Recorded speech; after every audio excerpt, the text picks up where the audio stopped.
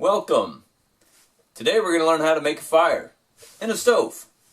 Now, stoves are a great way to heat your basement or your shed or your house in general. So the first thing you want to do is clean out your stove. If your ash is cold, it's okay to just take it out and put it in a trash can or whatever. But if your ashes are warm, you obviously want to have a metal bucket, the metal container. So as you're cleaning out your ash, I like to keep, there we go, see that? You want to keep these pieces of charcoal. That's still some good burnable fuel, and it'll catch fire real quick. And yes, I'm using a beach shovel for my kids. I don't have a metal shovel, and so using this beach shovel is just fine, as long as the ashes are cold. Now if you're moving around hot ash, not so much. Alright, so that's not a lot of charcoal. But you notice I'm also not cleaning out completely what's left in the stove. You want to keep a layer about half an inch or so is good, or for this stove you might want to look at it a little more, because that helps protect. It's like insulation. It keeps the outside of the stove from getting too hot. And the sides of these, they will turn bright red. So keeping a layer of ash down there is a good thing. We got to talk about tinder and kindling. Alright, so tinder is really fine, small pieces of wood. The tinder is actually even better, is dryer lint. Okay, when you do your laundry, don't throw away that dryer lint. It is amazing to start fires. So I'm going to use just a little bit of that and line that out in front of my charcoal. So lining that out, that's this charcoal, moving that charcoal on the bottom, and then my dryer lint or tinder on the front.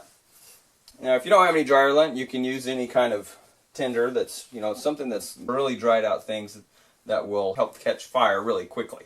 Kind of line that on the bottom with the charcoal. Alright. Having a good hatchet around. Really good. This is from a pallet, piece of wood from a pallet. And you just kind of smack this up, and we're making some kindling now. Of course, you're doing it out in the woods. You won't have pallets, but you want to find the driest possible wood. If you're in the forest, it's good to get branches that are still up on the trees but are dead. But splitting this up, making it smaller. Okay. I like to make one match fires. You don't have to burn through a whole box of matches trying to get things started. I guess another good substitute for tinder or dryer lint is newspaper or paper of any kind. So that smokes pretty bad, so I usually stay away from it. But so now that I've got all these little pieces, and then all these little pieces are going to grow into these bigger pieces. You just set the hatchet right on the edge, and then just use the weight of the hatchet. It'll come down. It's nice and safe and controlled, and you get a nice split. So now I've got my tinder, and on top of that we're going to put our kindling. I like to use the layers method. I put one down here, and little tiny thin pieces go on the bottom, and then you put them side by side. I always like to say that these little guys need a buddy. They need to keep each other warm. So find the thin pieces, small pieces on the bottom, and just line that out. And I know this seems tedious. It seems like you're wasting a lot of time, but the more time and care and energy you put into this, the faster your fire will light. And when your fire lights quickly, you don't have to worry about it. So making a couple layers and then just build on top of that.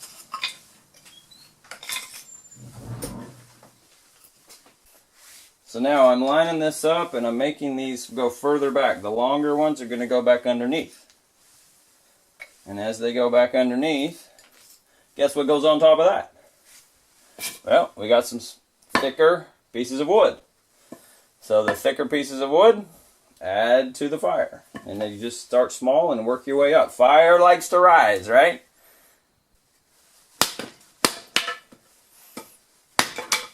This is oak. The other stuff was pine. And again, you want to use the buddy system. So these bigger logs are going to need just as much of a buddy as these smaller ones. Once you get kindling that's getting nice and thick, then you can start putting your thicker logs on top.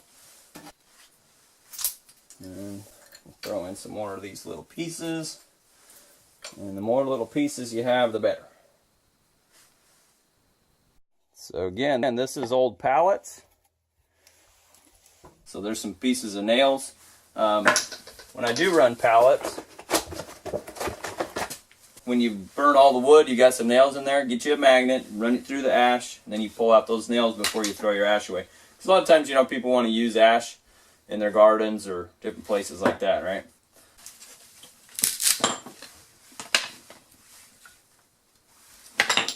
So that one's not coming out, but we'll stick this one in here. And we'll put the nail on top of that. Alright, now you can get a nice big log. Again, you want to make sure these big logs have a buddy.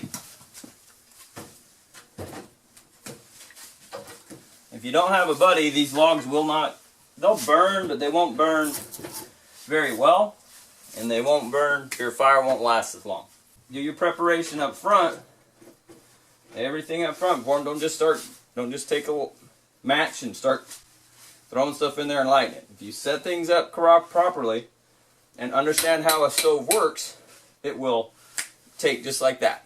Next thing we need to understand about a fireplace or a stove, fireplace in general, of course, we've got the flue, and turning that knob right there will shut off. It's a little valve, you know, it's kind of like a valve. It'll cut down and cuts this off. So I'm going to open that up, of course. And then this is another thing. Open that up when the stove is closed, and then the air will go in here, and it's like having a leaf blower just blowing right on all that stuff, and it'll light it right up. But it will not happen until you have a hot flue. So I'll take off this, and I'll take my dryer lint. That's probably a bit too much, but you get you a good piece of dryer lint, and I stick that in the back and the top. So it's got a heat, you know, heat rises. So we want to heat up the stove right here. We want that heat going up. And of course, there's my thermostat. So this needle in that range, 3 to 400 is your best operating range. We've got everything ready.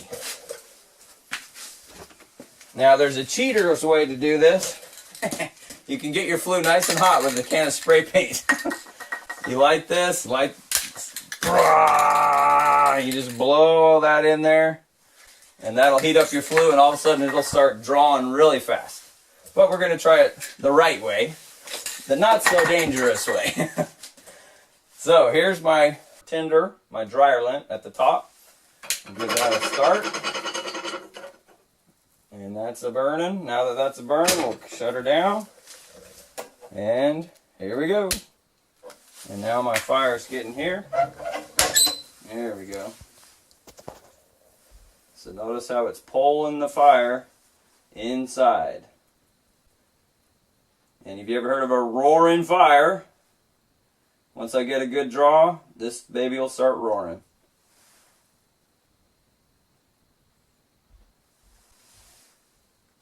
And keeping the door closed. Sometimes blowing on it helps a little bit. The keeping the door closed and helping that draw. You can see the smoke going inside. You don't want the smoke coming out. And if you've got heat back there, that'll work. Now my kindling's caught. The tender's caught there. Now the kindling's catching.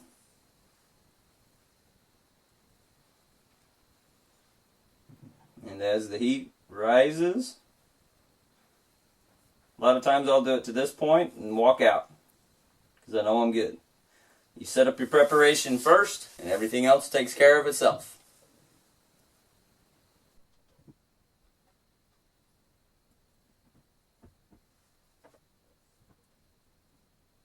Can I move the camera? Can you get on the camera?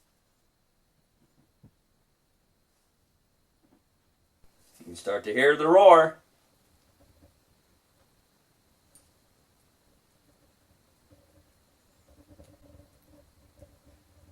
Now we have fire. You can hear the life. It smells good too.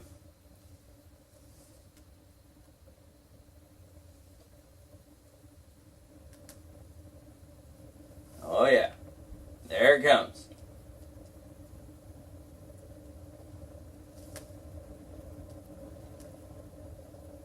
Hear the roaring fire. Ha ha! Yeah, feeling good.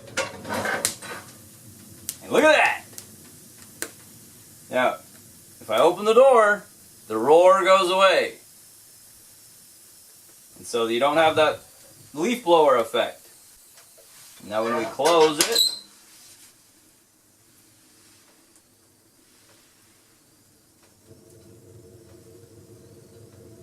the roar comes back! Ha ha ha! Now we're putting out some heat. This is too hot to touch right now, but the first register is like 50 to 100 degrees Fahrenheit on the outside here. And I can feel the heat. I can't touch it. Oh, you see the twitch? So if I was cool, I'd set up a time lapse and you can watch this go up, but we'll just check on it later. The heat's gone up. Oh, there it is again. It jumped again. Look at that. So thanks for watching. Be safe out there. Get warm. Don't touch this. This gets really hot. And it'll put out lots of heat for a really long time. So just to recap, make sure you have your tinder on the bottom. Make sure there's room for it to breathe. If you have those pieces of coal down there, the old wood that didn't burn right or didn't finish burning, just set that right at the front. That'll help the heat just catch on really fast. So after the tinder, then you build a little cabin or a little teepee or something out of kindling, smaller sticks like so. And then on top of that, you build bigger, thicker sets of kindling. And then on top of that, you have thicker logs, and then you can put your major logs on top of that.